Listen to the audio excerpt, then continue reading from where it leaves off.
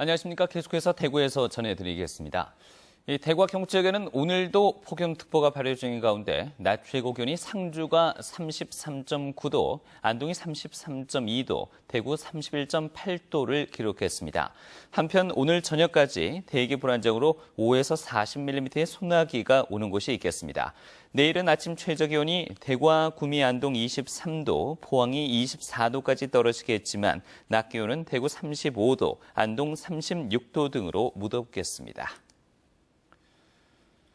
한국자유총연맹과 제해항군인회 등 성주 안보단체연합회와 민주평통 성주군협의회는 오늘 성주군청에서 결의문을 발표하고 대통령이 사드 배치 장소 재검토를 지시했지만 국방부는 아무런 조치를 하지 않았다며 무능한 국방부 장관은 즉각 사퇴하고 지역경제 다죽인 국방부는 배상하라고 주장했습니다.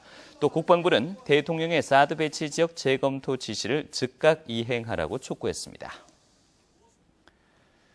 네, 2017학년도 대학 수학능력시험 수능이 이제 100일 앞으로 다가왔습니다. 요즘은 수능에 앞서 수시 모집이 있다 보니 끝까지 집중력 유지하기가 쉽지 않다고 하는데요. 남은 시간 어떻게 활용하면 좋을지 알아보겠습니다. 보도의 양관희 기자입니다. 수능을 100일 앞둔 고3 수험생 교실. 문이과 구분이 없어진 국어와 필수 과목이 된 한국사 등 올해부터 달라진 수능에 대비하고 있습니다. 수능을 위해서 열심히 공부했는데 지금 막상 다쳐보니까 정말 좀 두려운 마음이 좀 큰 것 같고 앞으로 부족한 과목을 열심히 찾아서 또 보충해서 공부하면 좋은 성과를 거둘 수 있을 것 같습니다.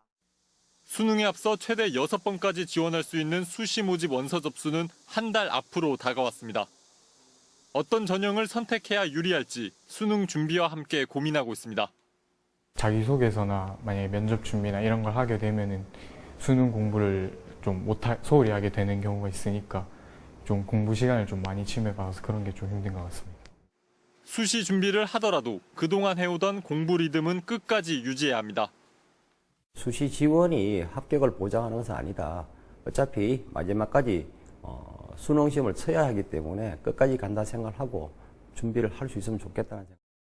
입시 관계자들은 최근 쉬운 수능 출제 경향을 감안한 전략을 조언합니다. 상위권은 고난도 문제풀기, 중하위권은 기본에 충실한 문제풀이를 많이 해 문제 유형에 익숙해지는 것이 좋다며 남은 기간 학습에 따라 결과가 많이 달라질 수 있다고 강조하고 있습니다. MBC 뉴스 양관입니다.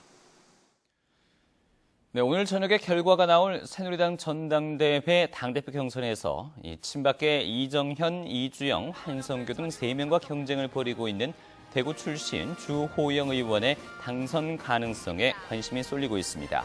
친박계는 후보가 나뉘어져 표가 분산되는 반면 주 의원은 비박계 표가 집중될 가능성이 높은데 친박계 지지도가 높은 대구와 경북에서 얼마나 득표할 수 있을지가 당선 여부의 변수가 될 것으로 분석되고 있습니다. 대구 달성군의회가 후반기 의장단 선거 뒤 파행을 겪고 있습니다. 지난 4일 열린 후반기 첫 임시회에서 전체 군의원 8명 가운데 4명만 출석해 정족수 미달로 안건을 본회의에 상정도 못하고 의회는 자동 폐회했습니다.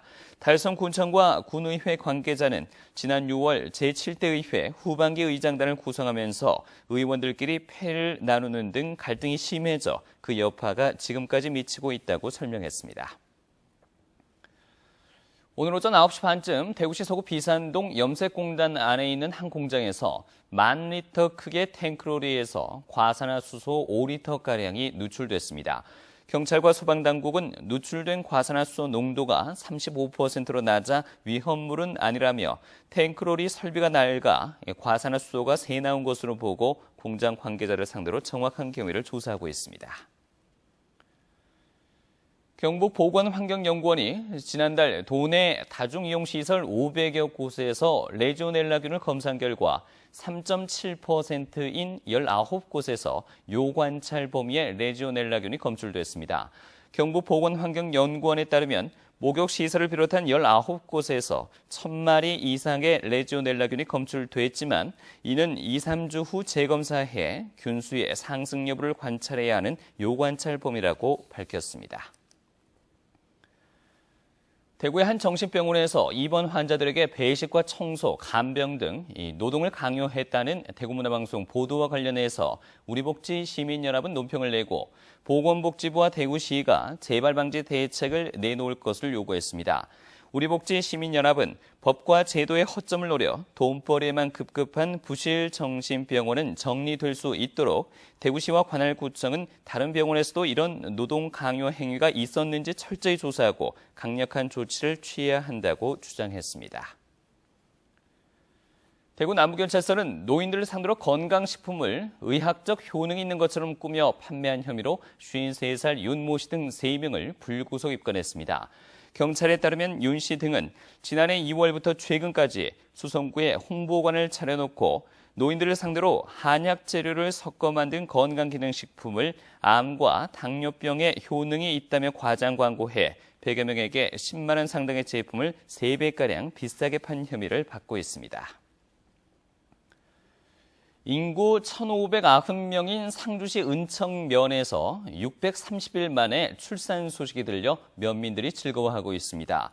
주인공은 상주시 은청면에 사는 42살 이모 씨의 집으로 베트남 출신의 부인이 지난달 둘째를 출산했습니다. 상주시 은청면에 아기 울음소리가 난 것은 지난 2014년 10월 이후 무려 630일 만으로 은청면 사무소는 최근 출산 가정을 찾아 출산용품을 축하 선물로 전달했습니다.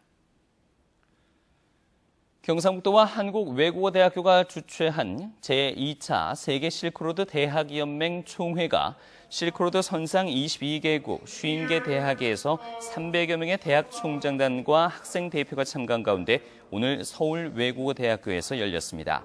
참석자들은 실크로드 종주 탐사 등 공동사업을 추진하기로 상호 MOU를 체결하고 내년 총회는 호찌민 세계 경제 엑스포가 개최되는 베트남 호찌민 인문사회과학대학에서 열기로 했습니다. 지금까지 대구에서 전해드렸습니다. 계속해서 올림픽 소식 전해드리겠습니다.